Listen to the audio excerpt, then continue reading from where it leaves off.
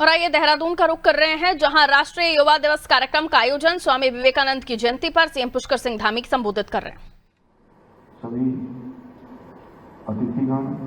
सभी पदाधिकारीगण, सभी महानुभाव, महिला मंगल दल, युवा मंगल दल और प्रदेश के विभिन्न क्षेत्रों से आए हुए सभी हमारे खिलाड़ी, उपस्थित मीडिया के सभी मित्र, मैं सबसे पहले तो आप सभी का आज के इस अवसर पर मैं आप सबका स्वागत करता हूं। आप सबको राष्ट्रीय युवा दिवस की बहुत बधाई देता हूं और हिंदू दर्शन, सनातन संस्कृति की दिव्य चेतना को राष्ट्रीय पटल से विश्व पटल पर प्रतिष्ठित करने वाले महान संत, प्रखर दार्शनिक, ओजस्वी वक्ता, युग दृष्टा और हम सभी के शाश्वत प्रेरणाशील स्वामी विवेकानंद जी की जयंती पर मैं उनको कोटि कोटि नमन करता हूं। आज स्वामी विवेकानंद जी की जयंती पर राष्ट्रीय युवा दिवस समारोह में प्रदेश के कोने कोने से आज यहाँ पर पहुंची युवा तरुणाई के बीच में उपस्थित होकर सचमुच मुझे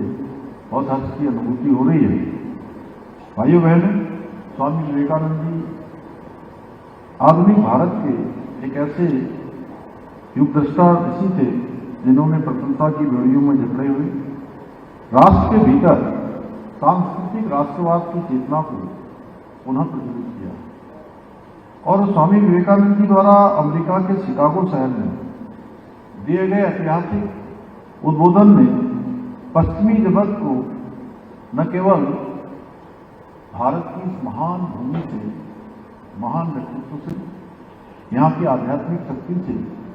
परिचित कराया, बल्कि संपूर्ण विश्व को एक संदेश देने का काम किया कि सनातन संस्कृति के ज्ञान, विवेक और मूल्य ही उसमें ही समस्त मानवता के कल्याण निहित है। और स्वामी जी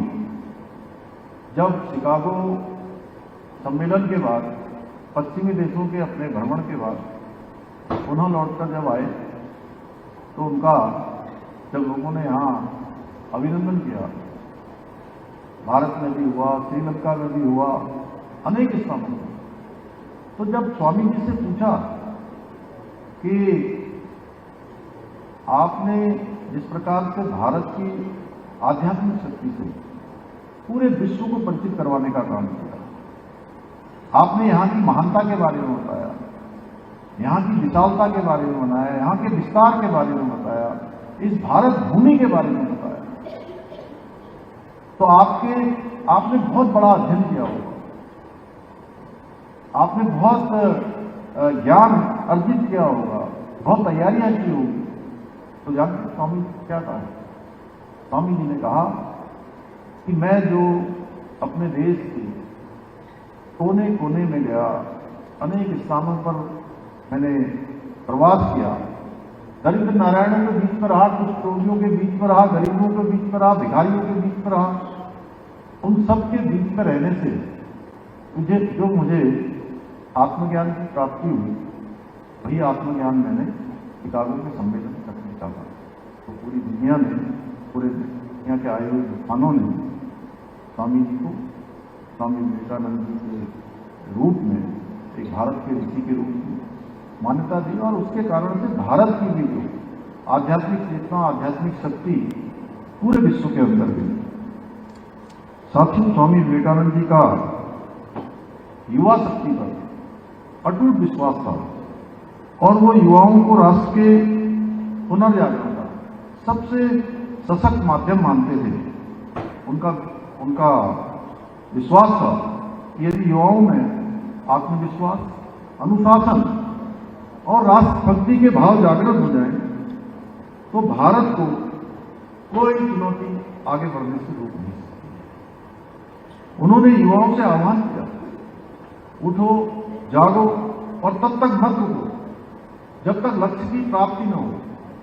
बढ़ते ही जाओ, बढ़ते ही जाओ। उनकी ऐसी अनेक शिक्षाओं को मूल मंत्र मानकर आज भी असंख्य युवा स्वयं को के होने का अर्थ समझ रहे हैं और राष्ट्र निर्माण में, समाज निर्माण में अपनी सहभागिता को सुनिश्चित कर रहे हैं। साथियों, मेरा मानना है कि कोई भी राष्ट्र आर्थिक, सामाजिक,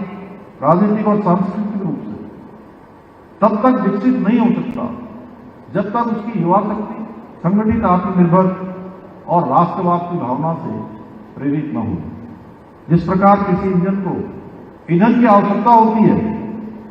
उसी प्रकार राष्ट्र की प्रगति को सुनिश्चित करने के लिए युवाओं की ऊर्जा, उनके समर्पण और सृजनात्मक शक्ति उस राष्ट्र के लिए अनिवार्य होती है। साथियों, भारत आज विश्व का सबसे युवा देश है। जब हम युवा जनसंख्या की भी बात करते हैं,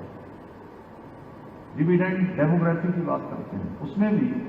हमारा नाम दुनिया के जो प्रथम पंक्ति के राष्ट्र हैं, उन राष्ट्रों में हमारा नाम आता है, क्योंकि हमारे देश की 65% जनसंख्या 42 वर्ष से आयु से भी कम की है। यही युवा शक्ति हमारे राष्ट्र की सबसे बड़ी पूंजी है। भारत के बारे में जो आज दुनिया आकलन कर रही है, बड़े बड़े अर्थशास्त्री आकलन कर रहे हैं, बड़े बड़े विद्वान आकलन कर रहे हैं, बड़े बड़े जो विश्लेषण करने वाले आकलन कर रहे हैं, वो इसीलिए कर रहे हैं कि हमारी युवा शक्ति हमारी बहुत बड़ी ताकत है और सबसे बड़ी ताकत है। यही युवा शक्ति हमारी